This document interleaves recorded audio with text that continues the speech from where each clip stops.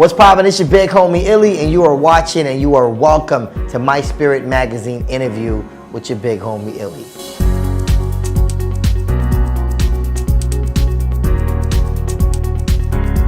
My official government name is Bardia Adebola Olo, but everybody calls me Illrymz, or my friends call me Illy. I am a media guy, so what I do is talk for a living and I play around with a bunch of cameras. And that is what I'm primarily known for.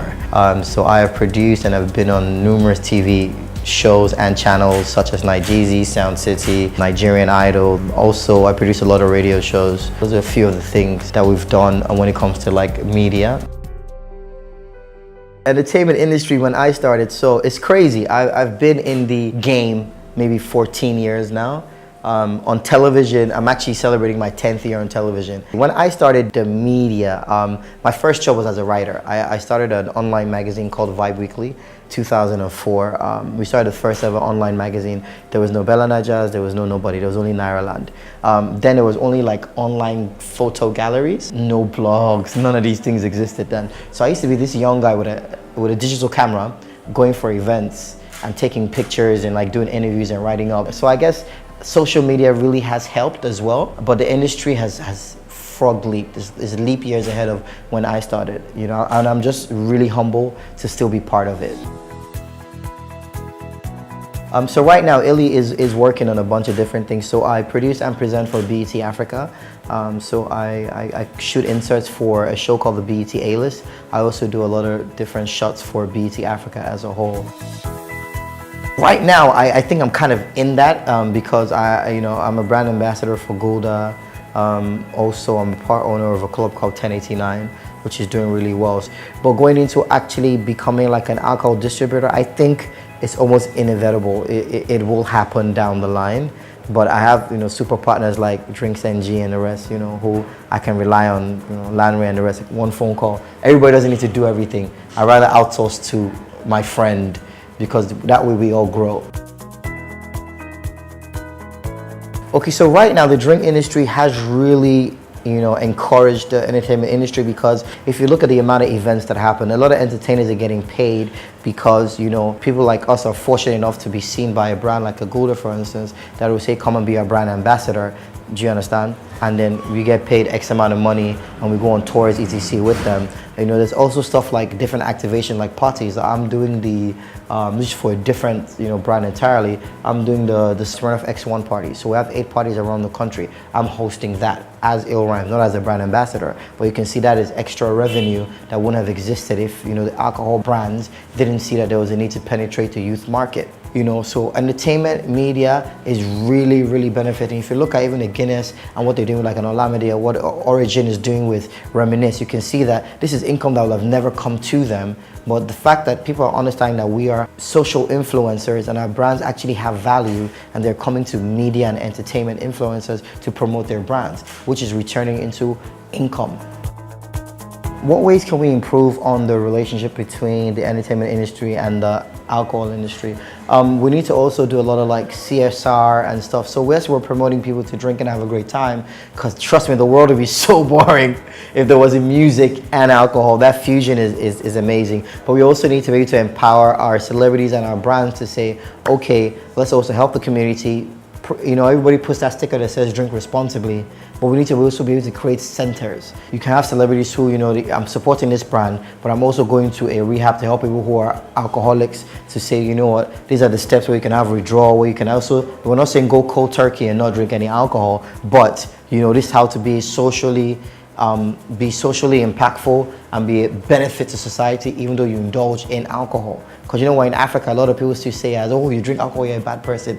No, man, even Jesus turned water into wine. If it was bad, he wouldn't do that. And that is the holiest person in the world. We just need to put ourselves in a position. Like, I want a brand to reach out to me and say, hi, Illy, okay, we have a bunch of people who have problems with alcohol. We want you to come and be a spokesperson to guide and mentor them to say, you don't have to drink this much to be cool. You can still drink this. You need to know your limit. I want to be in a position where I can do that. So brands need to open up their minds to be able to have that kind of conversation. I don't think any brand is doing that at the moment.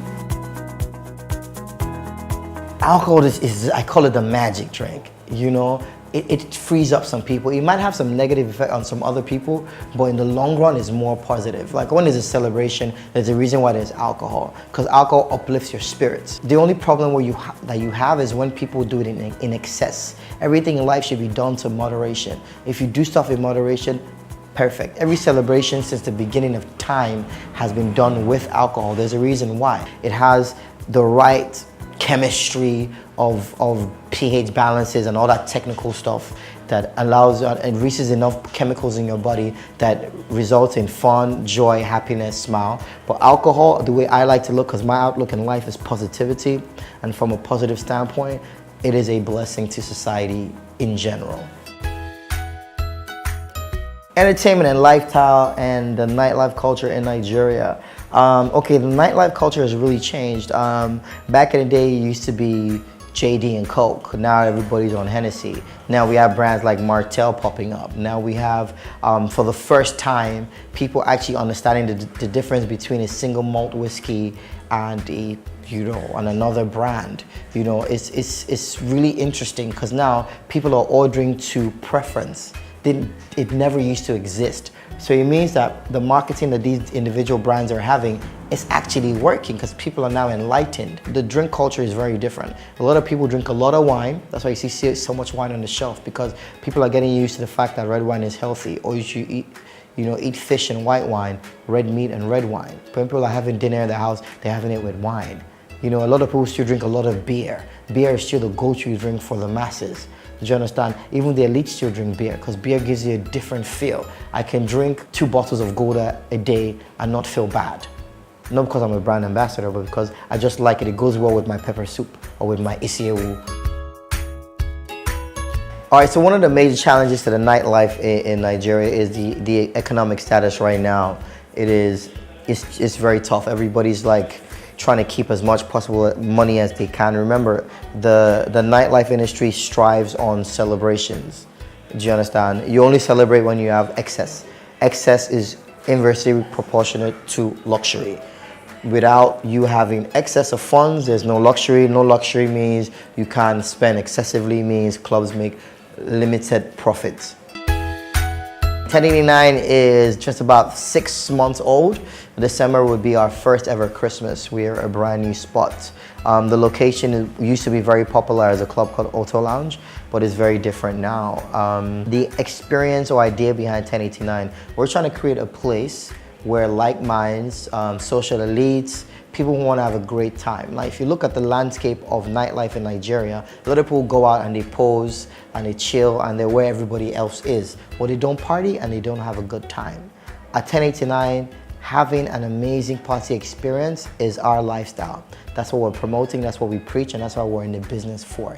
Yes, we want to turn a profit. Yes, we want to cater to the social elite. Yes, we want to cater to the biggest, baddest, hottest party starters, but we are all about that party experience. So if you come to 1089, you see people actually dancing, people actually having a good time.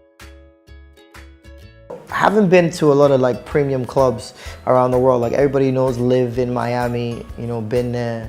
I've been to District in London. Like I've been to big clubs that are popular, especially in West Africa. I think we're getting there. You have to actually come to 1089 and see the experience and see that our nightlife has really changed. At 1089, we are everybody's friend in the sense that our endorsement goes to our customers. Whatever they want to drink is what we push. We have a visibility agreement with Moet Hennessy, our fantastic partners. So you're gonna see a lot of parties that we do at 1089 powered by Moet Hennessy. How does Illy relax? I'm not too sure I believe in relaxing. I believe like, you're placed on God's green earth to do amazing things and to make magic. So my day is, I'm working until I sleep. Woo, I drink everything, man. That's the most diplomatic person in life. I drink everything. I can drink from vodka to Patron to brown liquor, cognac to whiskey to champagne. It depends on my mood. Sometimes I drink both. A lot of times I make a drink called the suicide. Don't try this at home. What I do is I take a little bit of ice, I put in a little bit of Hennessy, put in a little bit of champagne, either a demi-sec or a rosé, and I put a splash or a Red Bull on the top of it. It's called the suicide. Don't try that at home, kids. Get it. Cocktail, my favorite cocktail is an amaretto sour. That's what you would catch me ordering at any bar. Experience what I was serving with the girls, super amazing. They were, no more they're shocked. They're like, oh my God, Illrymz is making me a drink. I'm like, does it taste good? They're like, yeah. I'm like, not because it's me. Does it really taste good? They're like, best drink ever. So it's amazing to me. I like to make people smile and happy. That's why I even went into this whole media industry. If you come to my house, just underneath my stair, I have a whole, like, a cellar that's filled with like different brands because I host a lot of people, you know, from time to time as a social kind of gag. You know, so people come over and there's always, well, do you want a DP? Do you want a Blue Label?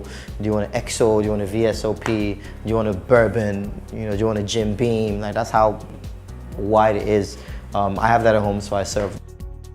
My favorite nightcap, because I'm an insomniac and I don't sleep, I find out that I usually drink red wine to go to bed. And it's healthy, fit fat. I can't be drinking brown liquor after I've gone to play football or after I've gone to the gym. But if I drink that glass of red wine, I watch a series or a movie, night night. Best food. I'm torn in between pasta and amala. In fact, I think I'm gonna have some hot amala with Dom Perignon if I go to the club tonight. DP and hot amala.